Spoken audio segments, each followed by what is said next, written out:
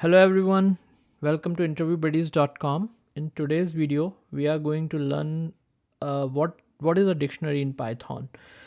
You might have seen that code already, or you are new to it, so it's a perfect video to refresh your knowledge around dictionaries in Python. So let's get it started. So what is a dictionary in Python? So in Python, a dictionary is an unordered collection of items. Each item in a dictionary is stored as a key value pair, where key represents a unique identifier for that value, and using that key you can get that value.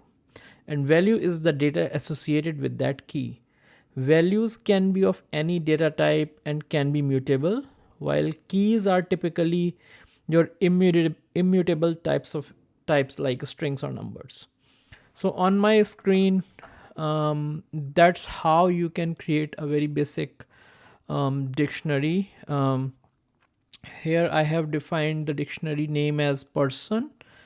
In that, I have used name as the key and the value as John.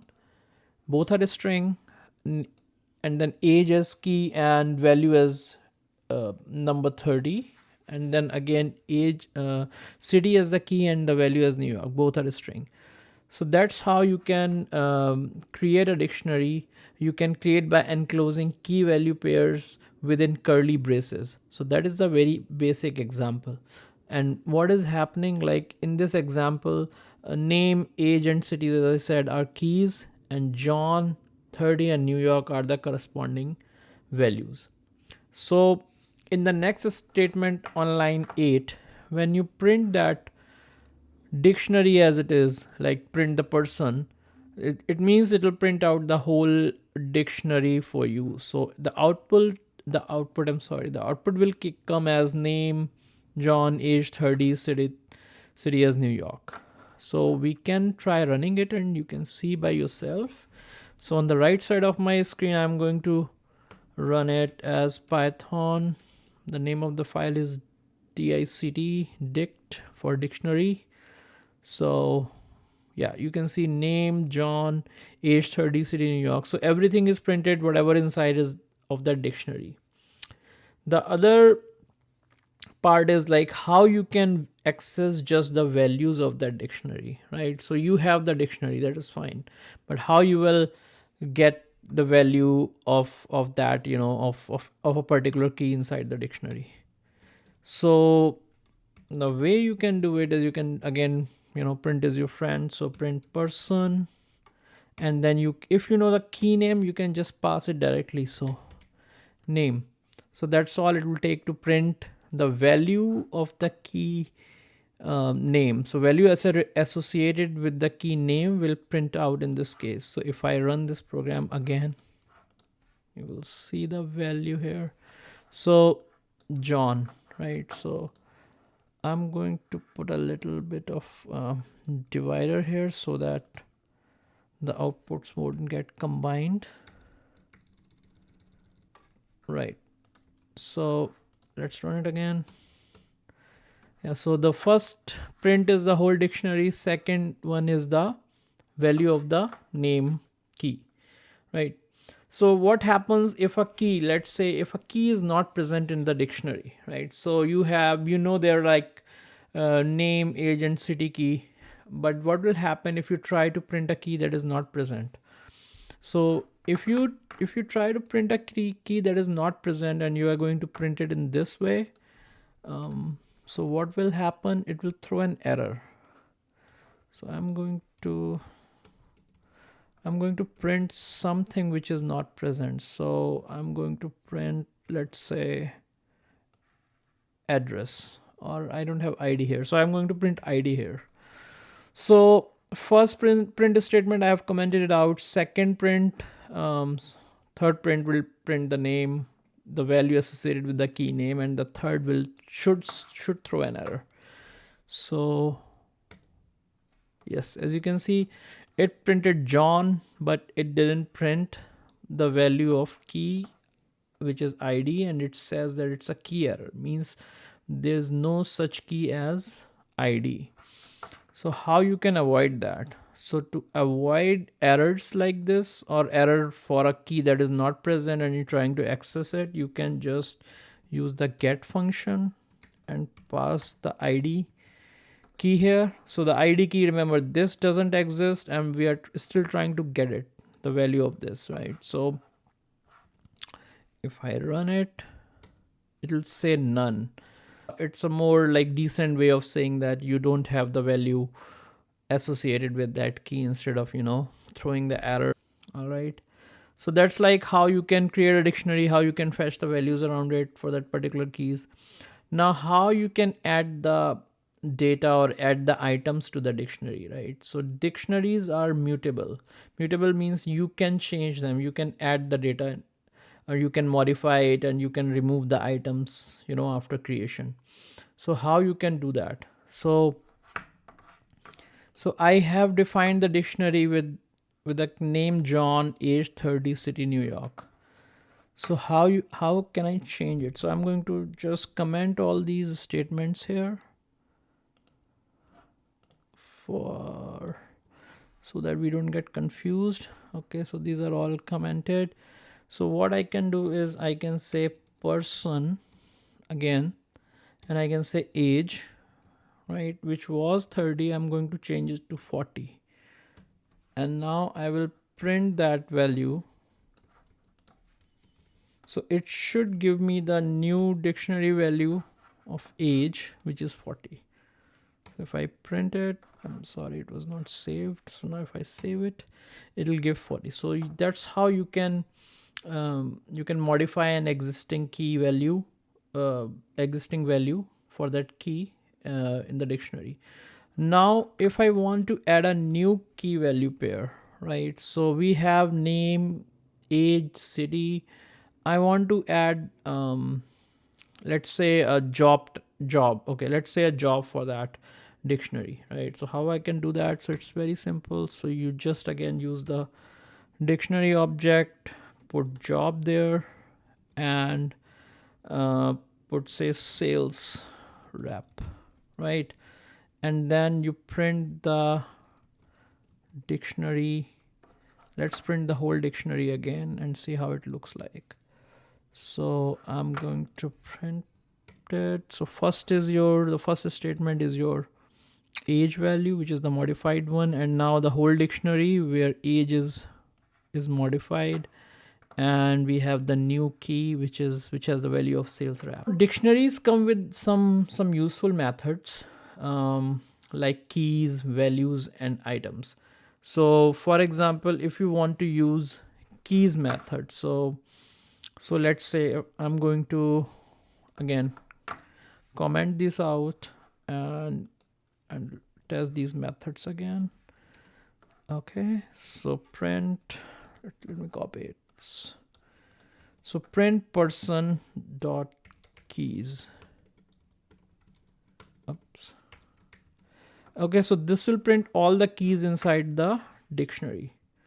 So again, running that, so it says the dictionary keys are name, age, city, right? So it didn't give us the new key because I have commented out, but so let me uncomment it. And yeah, so we have all the keys of the dictionary present here. Now there's another function which says values, so it will print all the values associated with the dictionary. So yeah, we have two statements. First statement prints all the keys, second statement prints all the values associated to those keys, and there is one more statement which is item. Sorry, there's one more function, not a statement. So there's one more function which is items. So what will happen is if you print that, it will give you tuples basically inside the dictionary in the form of tuples. So key value pair in the form of tuples. So items are like name John, age 30, city New York, and job as sales rep. So this is what you get when you use the items. There is also a useful methods to update or remove items from the dictionary. So these are called as pop and update. So let's take a look. Once again, I'm going to comment this.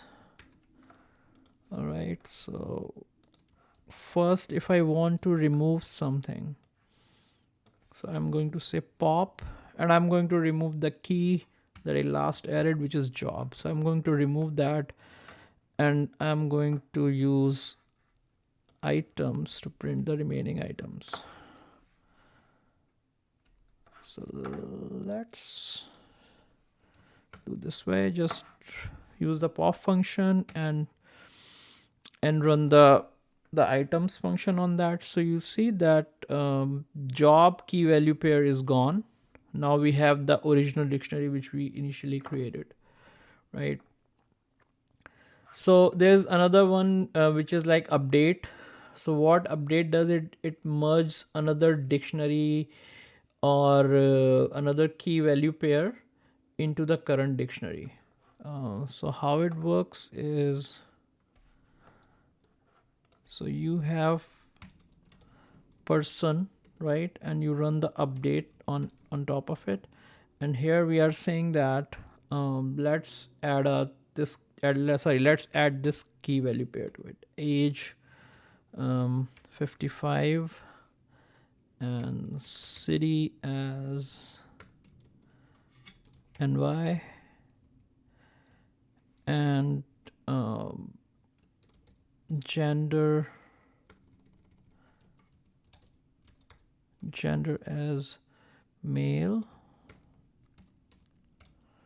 So this is my new dictionary object, and I want to update it to the person dictionary. Okay, so this is like the same dictionary format that I'm going to update inside the person dictionary.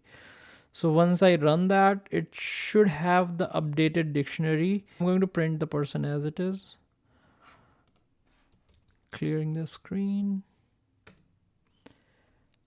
Yeah, so here is the new dictionary object. It says that the name is the name remains same, the age is updated because we have overwritten that object, the key value pair here, the city is updated, and we have the new key as gender. So we have 4 keys: name, age, city, and gender. So what happened here is, like, name remains because we haven't done anything with the name in the new addition, new update object. We have age, so it overrides the existing age key value, and the city is there, so it overrides the value of that city key, and gender is the new key. It was not present, so it added it to the existing object.